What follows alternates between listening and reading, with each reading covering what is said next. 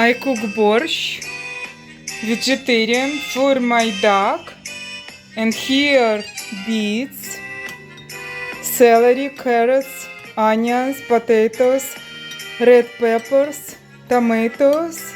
It's very healthy soup with bagels. Не могу открыться, слова не найду. Ой, цветет калина в поле у ручья. Парня молодого полюбила я.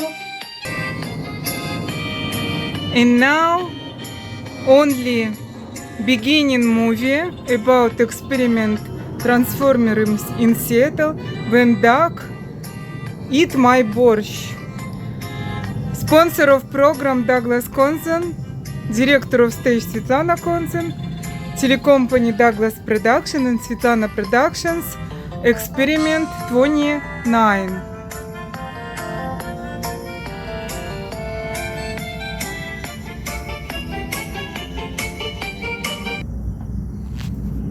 All right, I'm energized with Borsch, Belarus Borsch. So what I've done is made another transformer. I made this a while ago. And you see it has very thin wires, but I have them in this coil. There's 8 of these wires in parallel. It's about a 28 gauge wire, and I have 8 wires in parallel in the center. Over here what I did is I ran 2 wires in parallel of the 8 and then did series 8ing so that the ohms in this one, which is the primary, is much higher. I believe it's about 10 ohms. I'll check in a minute.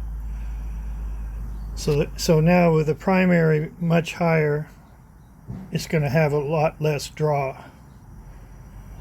In fact, I tried to run this with just straight 8 wires in parallel here, and then it was so much the inverter couldn't handle it, and then I did it on 4 wires in parallel, series 8ing. And still it was too much impedance, too much resistance, and the inverter would cut out, and that was about 1.5 or so ohms.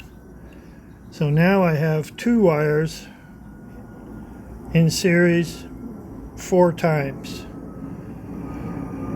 So it's series 8ing, and it's 2 of these wires in parallel. So now it runs pretty nice right now. And I have these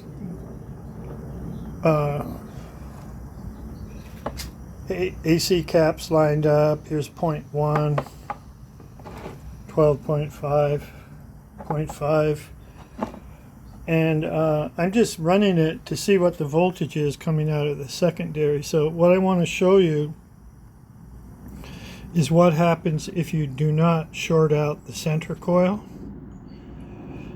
And then I want to show you what the voltage is coming out of here. And I don't have a load on it right now, so I just got this going about 10 minutes ago.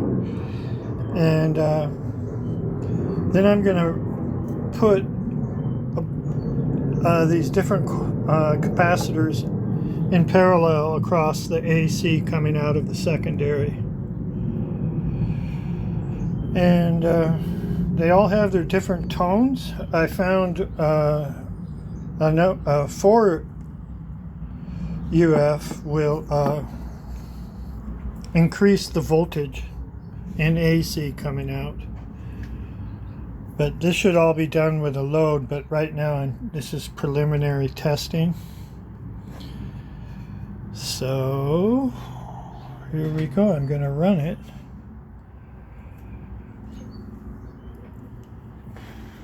Plug it in. Hear the sound of it. Sounding smooth. I'm going to see what the draw is. Okay, this is in DC 0.370. Now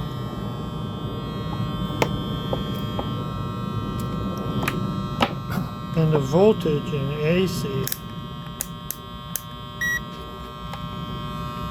24 and a half volts coming out of the secondary over here. Now watch if I take off. Remember, this coil here is shorted out. Now if I take off the short, changes tone, and I'm only getting 9 volts out of it. And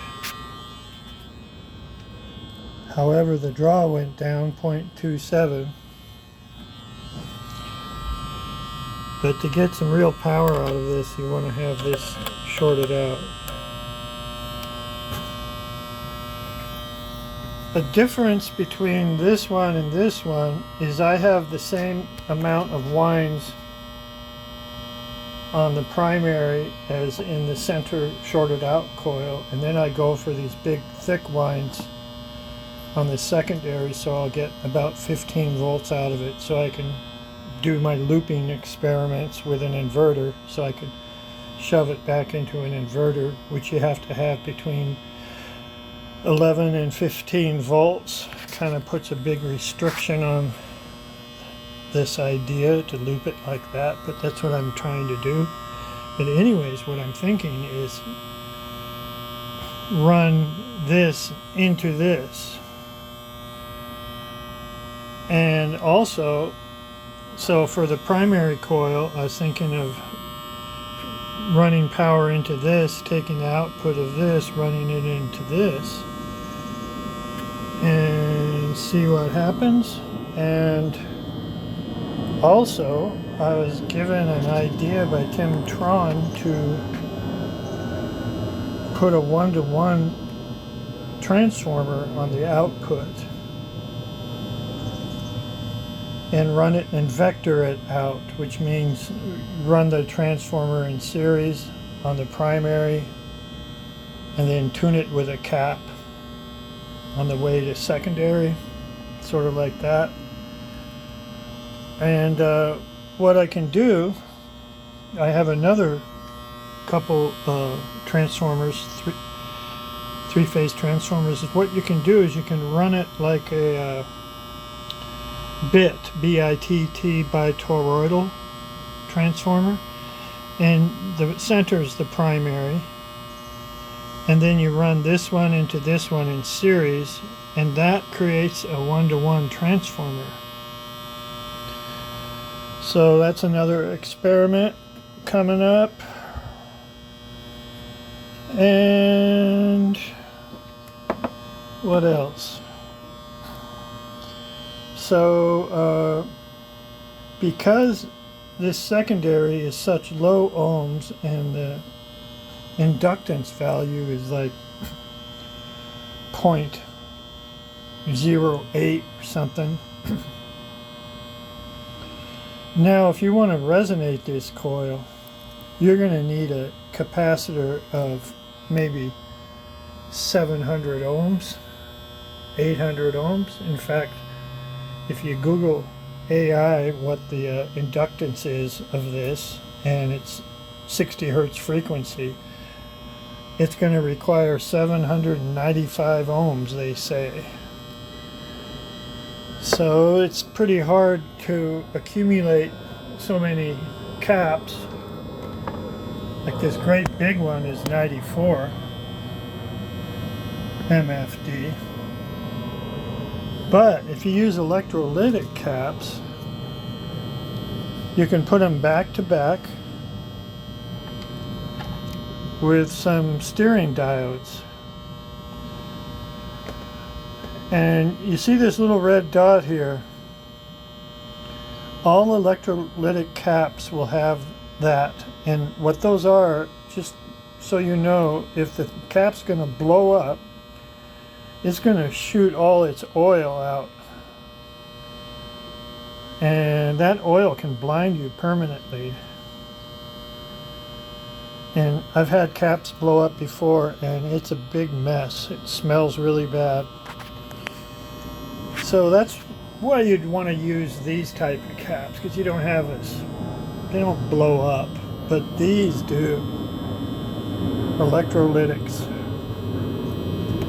So what I have here is this is what I have here. It's two 1500 MFD caps, back to back. You hit DC cap, DC cap. When you do that, it makes only 750. It's about half the capacity when you put them back to back. So you put them back to back, put the negatives to negative, and then notice the diodes, the way they face, and those go right to the positive. And now this will make AC. This will be an AC cap. And it's going to be a lot of microfarads. So now you don't have to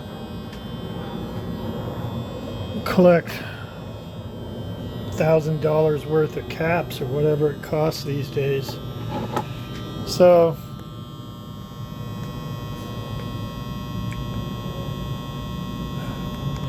here you go. So that's it right there. There's a diode, there's a diode. And the ground and ground is connected together.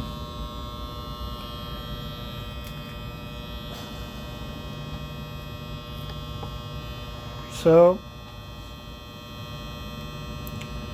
now I'm going to look at the voltage, and I'm going to hook up a 4 UF cap in parallel to the AC output.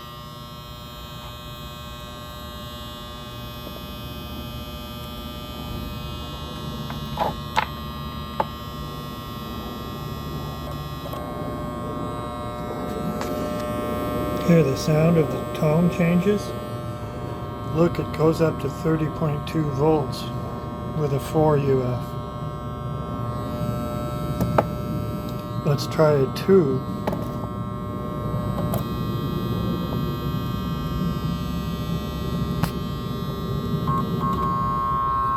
Completely different tone. 27. Oh, let's look at the draw. Remember, it was 0.37.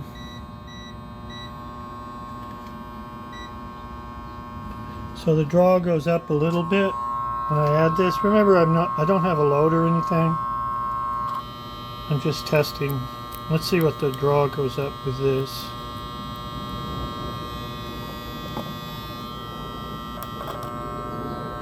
I like how that goes up to 30.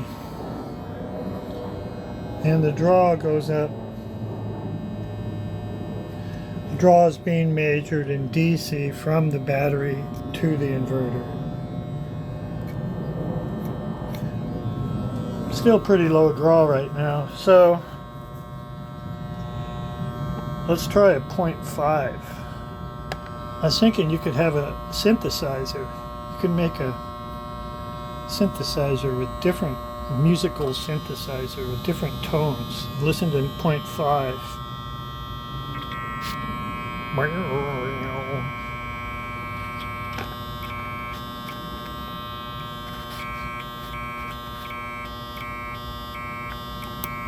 I was watching a video by Dead Mouse 5, that Canadian guy who wears the masks with the big ears, and the music he has is kind of like this, like so anyways, you know, Warren Keeler of EV Gray Group, he made that mask for the guy. So what's this sound like? Totally different tone. Hear this tone? It's not the capacitor making the noise, it's the coils in the core.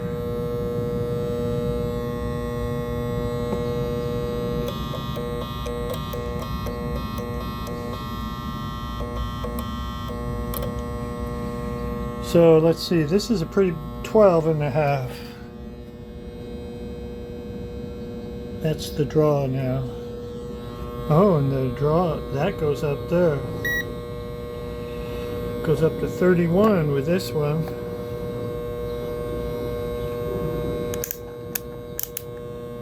I'm looking at AC coming out of it. Let's try the 0.1. This is probably be kind of screechy, I'm gonna guess.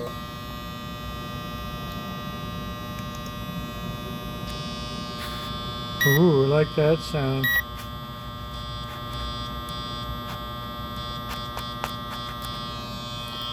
And what do we get?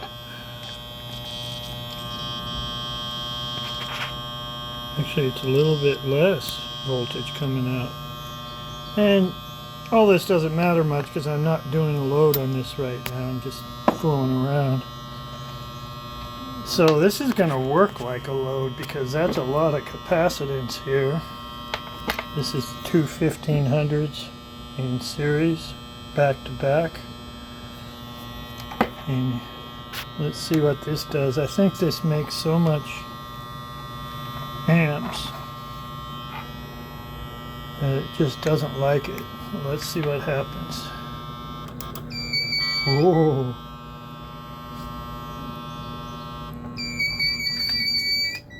Yeah, shut off the inverter. This draws so much.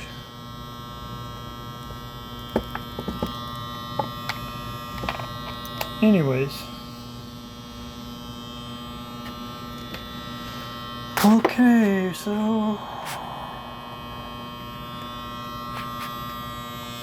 I think this is going to be a pretty good transformer.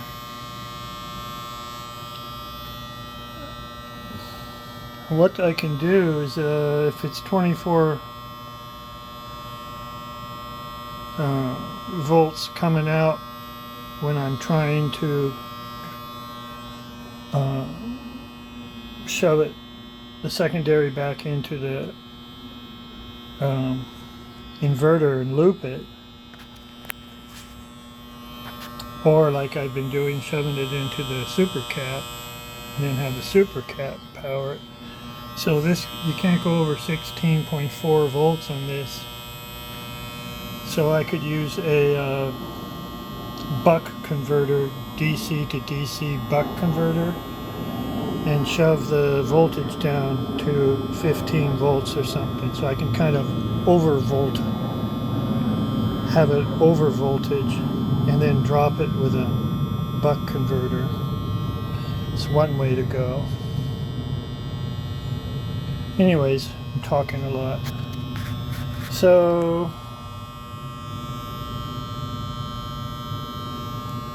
there we go, another transformer. This is also a line reactor. This bar comes off. If I take off these clamps, this comes off, and you can wind the coils really easy from the top.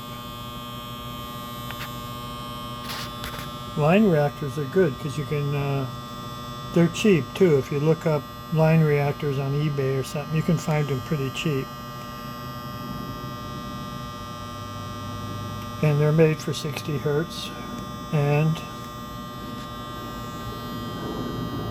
they have those steel laminate cores, and you just have to belt sand with like a belt sander or coarse grit the surfaces that go together up here at the top here, and top here. You want really smooth, flat surfaces. And a coarse sandpaper and a belt sander will do that job. Okay, what else? So there's a guy named Rick. I won't say his full name because I don't know if he wants it known. and he has been watching my videos, he says, and he says he's got 4 times over unity now. I gave him a few ideas in an email. That's what he says, so that's good. Okay, blah blah blah. Okay, thanks for watching.